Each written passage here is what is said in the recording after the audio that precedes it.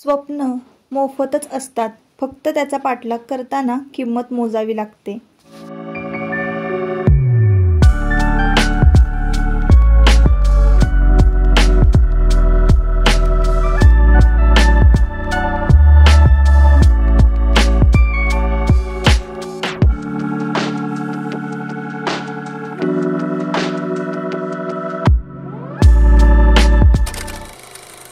Hello, नमस्कार. मी सुप्रिया आणखी एका नवीन व्लॉगमध्ये आपलं मनापासून स्वागत करते.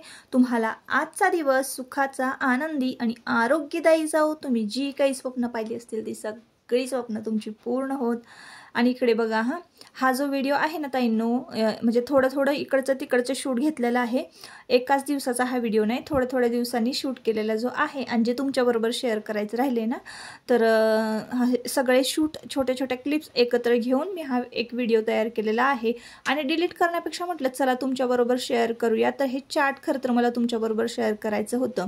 सध्या ना तुमचे दादा आता डाएटवर आहेत, तर मूग आणि हरभरा हा रात्री छान भिजत घालते, मोड आणते आणि मग त्यानंतर ना थोडंसं तूप घातलेलं आहे. यामध्ये तूप घालून छान भाजून घ्यायचं आहे. सर्वात आधी थोडंसं ना हळद आणि मीठ घालून एक शिट्टी करून घ्यायची आहे हे मूग आणि हरभऱ्याला. आणि मग त्यानंतर कढईमध्ये पुन्हा घालून थोडंसं तूप घालून छान हा परतून घ्यायचा. यामध्ये थोडंसं मीठ घालायचं, कारण शिजताना सुद्धा मीठ घातलेलं असतं. आणि मग त्यानंतर आपल्याला यावर चाट मसाला, कांदा, टोमॅटो हे सगळं घालायचं. अशा पद्धतीने ना मस्तपैकी प्रोटीनयुक्त असा हा चाट म्हणूया आपण. तर हे मी तयार करून दादांना दिलं होतं तुमच्या. आणि आता दादांनी एकदम स्ट्रिक्ट असं डाएट फॉलो करतायत ते सध्या. आणि एक 4 ते 5 दिवसातच त्यांनी त्यांचं 3 ते 3.5 किलो वजन जे आहे ते कमी केलेलं आहे. हळूहळू तुम्हाला पुढे बदल दिसेलच. तर इकडे बघा, आता मी काय करते, मस्तपैकी वाटाण्याचा हे करते, पराठा करते.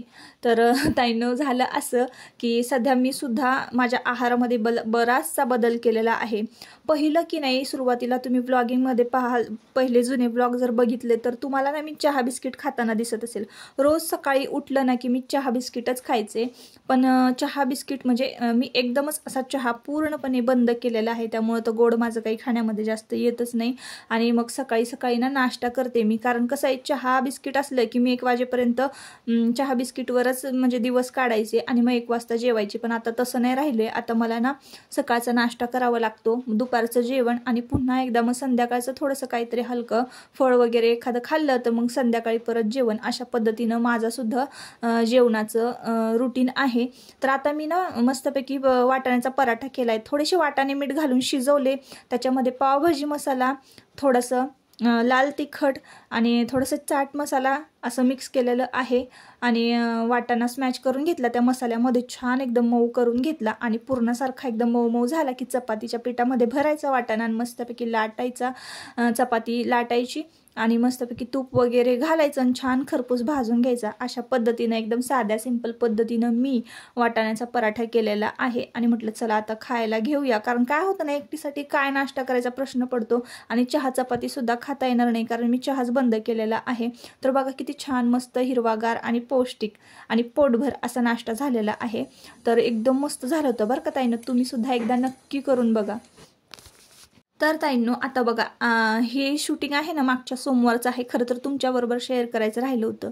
आत्ता आपण आलेलो आहोत एका महादेवाच्या मंदिरामध्ये. तुम्हाला तर मी हे खालून दाखवते ना, ही तटबंदी जी आहे ना, तुम्हाला वाटणारच नाही की हे मंदिर आहे.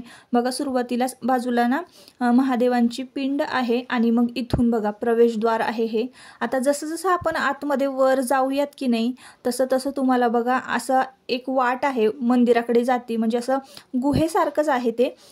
तर असं जायचं वर, दगडी पायऱ्या आहेत आणि खूप जुनं आहे हे, पुरातन मंदिर आहे, सिद्धेश्वराचं मंदिर. आणि सरळ असं चढत गेलं ना की आपल्याला हळूहळू आपण जसं वर जाऊ ना तसं आपल्याला ना मंदिराचा कळस दिसत जातो. तर बघा, मंदिराचा कळस आपल्याला दिसलेला आहे. आता आपण वर चढून आलेलो आहोत आणि मंदिराच्या एका टोकावर उभं राहिलं ना की वाईचा एवढा सुंदर नजारा दिसतो ना. तर तुम्ही आजूबाजूला पाहत असाल, मी ना आता मंदिराच्या एका टोकावर उभी आहे आणि म्हणजे असं बुरुंज आहे, बुरुंजसारखं दगडी बांधकाम केलेलं, तर त्याच्यावर मी उभी आहे आत्ता. आणि इथून इतकं सुंदर दृश्य दिसतं ना तुम्हाला. महागणपती म्हणजे ढोल्या गणपती बाप्पांचं मंदिर दिसत असेल. कृष्णा नदी आहे ही आणि हे कृष्णा नदीचं पात्र आहे. कृष्णा नदीच्या काठेवर वसलेलं म्हणजे डाव्या हाताला ना गणपती बाप्पांचं मंदिर आहे आणि कृष्णा नदीच्या पात्राच्या उजव्या बाजूला हे शंकराचं हे मंदिर आहे. तर हे पडलेलं तुम्हाला बांधकाम दिसत असेल ना, तर ते जुन्या काळातलं वसतिगृह आहे. इथं मुलं राहायची शाळेची. आणि इथून बघा इतकी सुंदर वाई दिसते ना, तर सगळं काही दिसतं इथून. तर तुमचे दादा इथं शूटिंग करतायत, मुलं जे आहेत म्हणजे नदीवर काय काय करतायत, खेळतायत कशी, तर त्याचं शूटिंग करत होते तुमचे दादा. आणि मी इथून तुम्हाला हे वाईचा नजारा दाखवते. तर हे महागणपतीचं मंदिर आहे. म्हणजे तुम्ही ऐकलं असाल, जर तुम्ही वाईत आला ना तर नक्की दर्शन घ्या महागणपतीचं. म्हणजे ढोल्या गणपती बाप्पा असं लाडाने म्हणतात गणपती बाप्पाला. तर असो बघा, हे मी तुम्हाला दाखवते ना, ह्या बुरुंजावर आपण उभे होतो आणि हे इथं पण असं देवांचंच म्हणजे मारुती रायाचं शनी असे स्थान आहे. आणि इथं ना बरीचशी लोक एकदम शांत चित्ताने दर्शन घ्यायला आणि बसायला येतात. तर हे बघा, आता मी तुम्हाला दाखवलं ना, तर इथूनच आपण वर आलेलो आहोत. तर असं चौकोन आहे, तिथून चढून वर यायचं आणि खाली जर उभं राहिलात ना तर तुम्हाला अजिबात असं वाटणार नाही की हे महादेवाचं मंदिर आहे. खालून अजिबात दिसत नाही, पण वर आल्यानंतर खरं तर ह्या मंदिराचं सौंदर्य कळतं. तर आता वाईत जर असाल ना तुम्ही, तर बऱ्यापैकी सगळ्यांनाच माहिती असेल हे. तर बघा, हे जे झाड आहे ना आणि हे गोल बुरुंज दिसतोय ना, तिथं उभे होते मी आणि तिथून तुम्हाला वाईचा नजारा दाखवत होते. तर आता कसं आहे, हा मंदिराचा आजूबाजूचा परिसर आणि आता आपण प्रवेश केलेला आहे गाभाऱ्यामध्ये. गाभाऱ्यामध्ये जी मांडलेली पूजा आहे सिद्धेश्वराची, बघून मन प्रसन्न झालं. इतकं शांत वाटतं ना गाभाऱ्यामध्ये.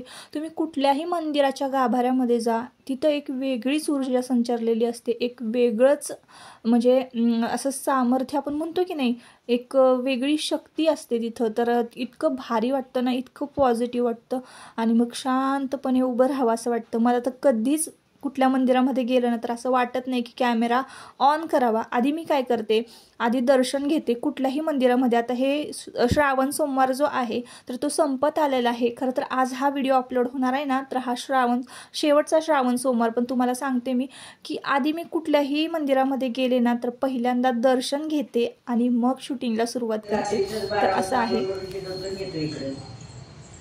तेव्हापासून बांधायचं होय मग बाई, ती काय साच्याऐवजी हाताने करायची नुसती पाहिजे. हो असं आहे ना. तांदूळ चिकट वापरत असेल ना. हो, चिकट पण भात मऊ नाही व्हायला पाहिजे. मऊ झाला की डासळणार. होय, शिवता शिवण झाली की डासळणार. होय, असं आहे. असं आहे होय बाई.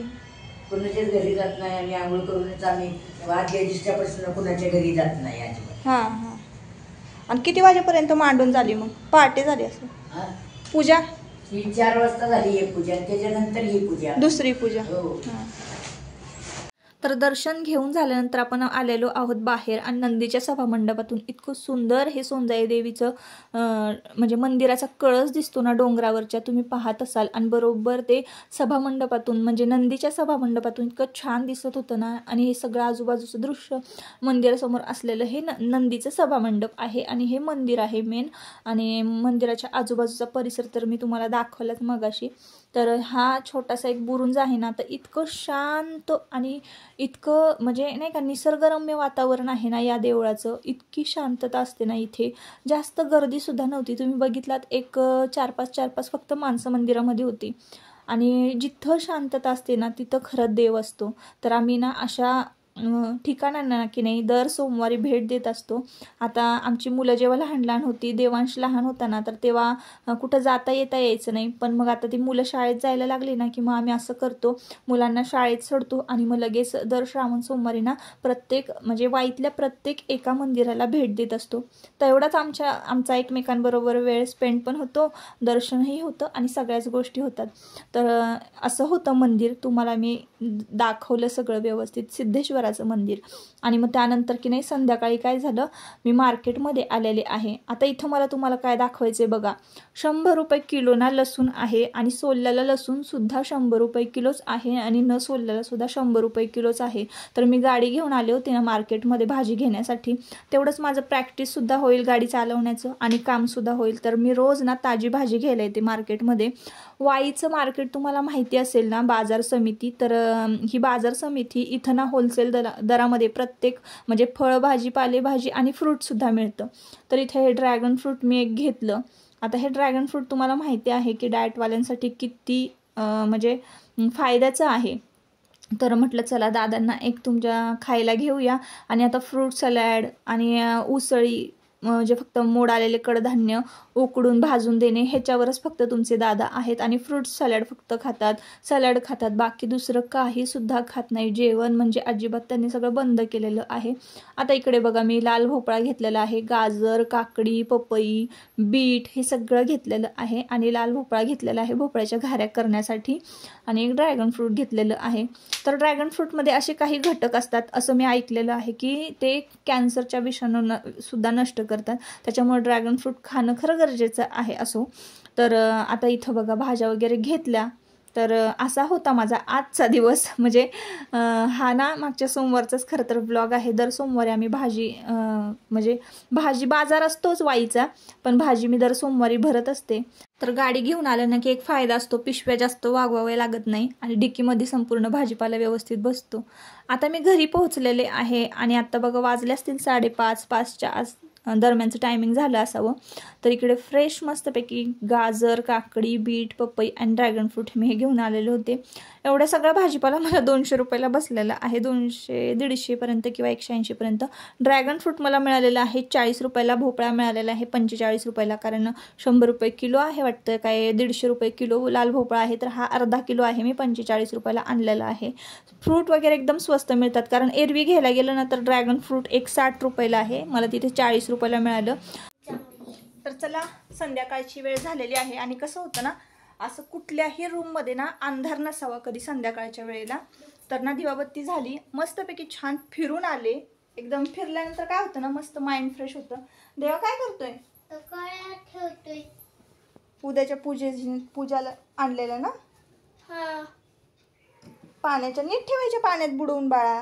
हां, दिवाबत्ती झाली आहे मस्तपैकी संध्याकाळची. आणि बॅक कॅमेरा तुम्हाला घरापुढचा व्ह्यू दाखवते. इतकं भारी वाटतं ना संध्याकाळचं, मस्त पक्षी छान उडतायत. आणि घर बघा आवरलेलं आहे सगळं संध्याकाळच्या वेळेला ना. नेहमी घर आपलं जे ना ते छान असं छान टकाटक आवरलेलं असावं. आणि म्हणजे कसं म्हणतो ना आपण संध्याकाळच्या वेळेला आवाज जास्त नसावा, मंत्र स्तोत्र घरामध्ये लावलेले असावे. एक मानसिक शांती, सुख, समाधान मिळतं या गोष्टीतून. ह्या सगळ्या गोष्टी केल्या तर असो. चला तर मग आता खूप आजच्या दिवशी तरी खूप काम झालं. मार्केटमध्ये जाऊन आले, परत नंतर वॉकिंगला पण गेले होते. आता हा संध्याकाळचा व्ह्यू आहे, म्हणजे ही चौकट आहे ना मेन डोर, तर इथून बघा हे असं छान दिसतं, हिरवगार आणि मोकळा असा आभाळ. काय बाळा, कसली चावी? गाडीची का? इथं ठेव. हा गाडीवर ठेव. तर असो आजच्या व्हिडिओचा इथंच शेवट करते. परत आता आपण पुन्हा भेटूया नवीन एका ब्लॉगमध्ये. तोपर्यंत स्वतःची काळजी घ्या, मजेत राहा. आजचा ब्लॉग कसा वाटला आणि माझ्या बहिणीचं सासर घर म्हणजे तिचं संपूर्ण घर मी तुम्हाला दाखवलं, ते कसं वाटलं नक्की कमेंट करून सांगा. बाय.